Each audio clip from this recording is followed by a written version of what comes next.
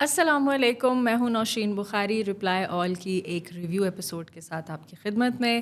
جی ہاں، ابھی تک نور جہاں فیور چل رہا ہے. Last episode was epic, it was amazing. آپ لوگوں میں سے کچھ لوگوں نے ہمارے ساتھ لائیو ریویو بھی دیکھا، لیکن میں نے سوچا کہ لائیو ریویو چونکہ ہم نے اپلوڈ نہیں کیا بعد میں، تو اس کا پوسٹ جو ریویو ہے ہم اس کو آپ کے سامنے شیئر کرتے ہیں.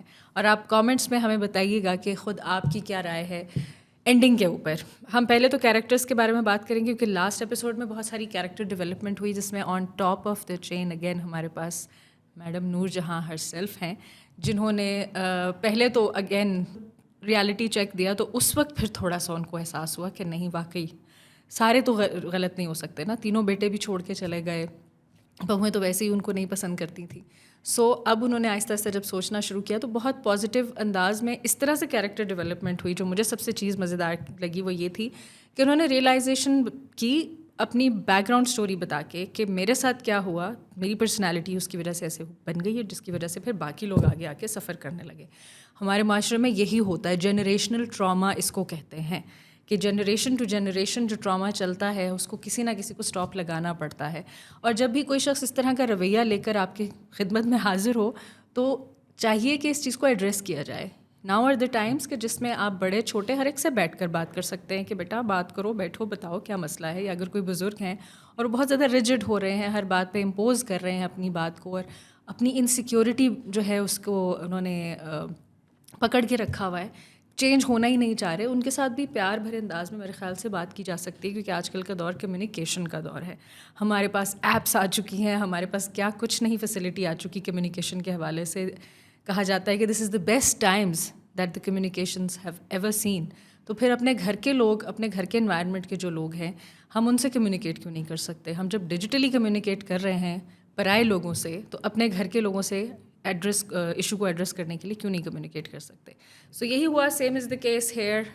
ریالی بوائے نے بھی تھوڑا سا ریالٹی چیک دیا. پھر جب انہوں نے اس چیز کو سمجھا اور ایک گروپ میں اپنے ساتھ ان کو نکال دیا گیا، ان کے شوہر صدمہ نہیں برداشت کر سکے، وہ بیمار پڑ گئے، تو چھوٹے چھوٹے بچے جو تھے وہ کیے، تو وہ پھر وہ کہتی ہے کہ یہ بچے میرا حق ہے، میری پراپرٹی ہے، پھر کوئی اور بیچ میں کیوں آئے. یہاں پر اگین پچھلی ایپیسوڈ میں نے بات کی تھی کہ ماں کا بہت ایکسٹریم قسم کا پیار بھی ہے. ماں کیوں اپنے بچوں کے ساتھ ایسے کرتی ہے کہ بچے بڑے بھی ہو گئے، شادی شدہ ہو گئے، ان کے آگے سے بچے ہو گئے، بٹ ماں کا جو ایٹیٹیوڈ ہے وہ ویسے ہی اوور پروٹیکٹیو ہے کہ جی یہ بچہ میرے ہاتھ کا کھانا کھاتا ہے، یا گھر کا پکا کھائے گا، یا تم اس کی بیوی ہو، تم اس کو کپڑے استری کر کے دو گی، میڈ نہیں کرے گی، بچے ہیں تو تم ہی سنبھالو گی، کوئی ایکسٹرنل ہیلپ نہیں ہوگی.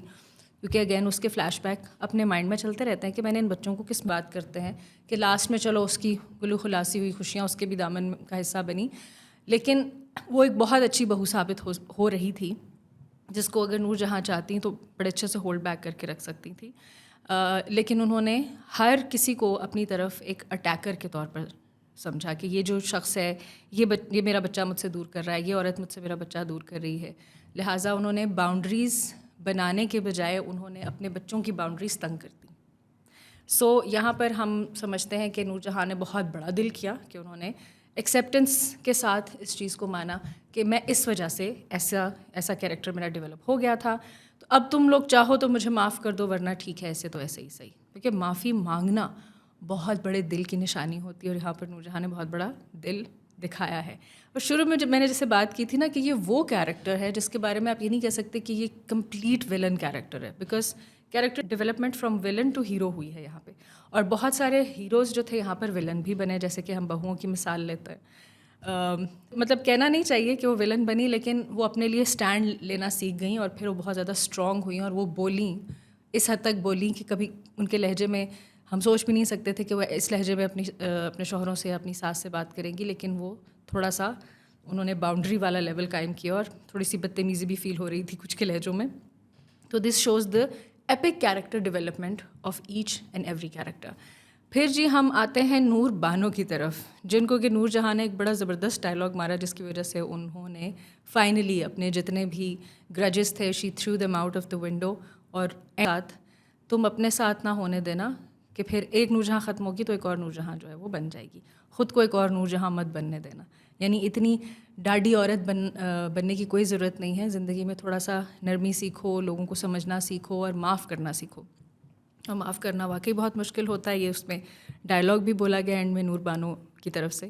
لیکن جب ایک دفعہ آپ معاف کر دیتے ہیں نا تو پھر دل کا بہت بڑا بوجھ آپ خود ہی اتار کے لہٰذا بیسٹ طریقہ کار کیا ہے کہ آپ معاف کریں, گلے شکوے دور کریں, specially when you are living in a family.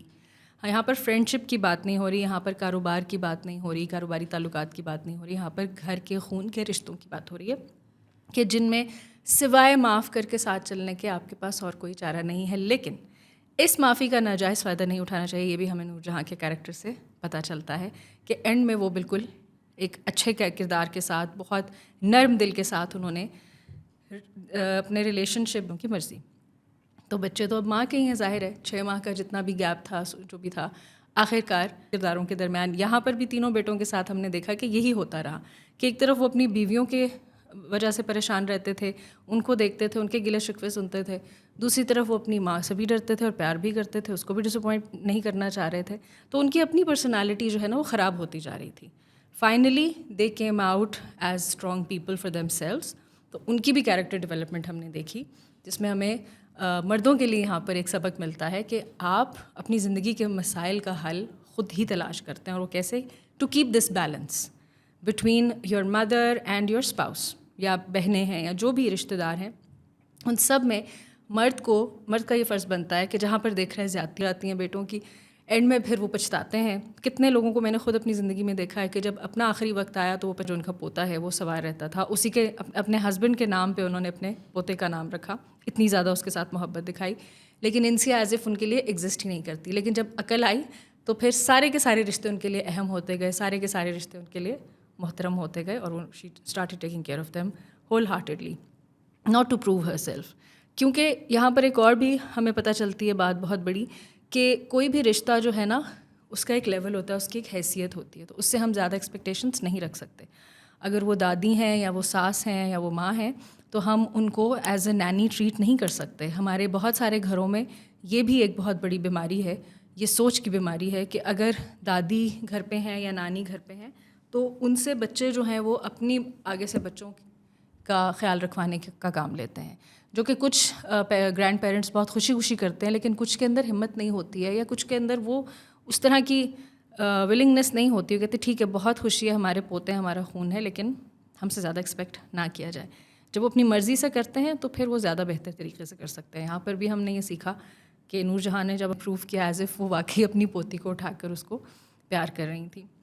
مجھے تو یہ ڈرامہ دیکھ کر بہت مزہ آیا, اور ساری فیملی کرتے ہیں, بہت جلدی کور ہوتے ہیں. یہ ایکسٹریم قسم کی بریلینس دکھائی دیتی ہے.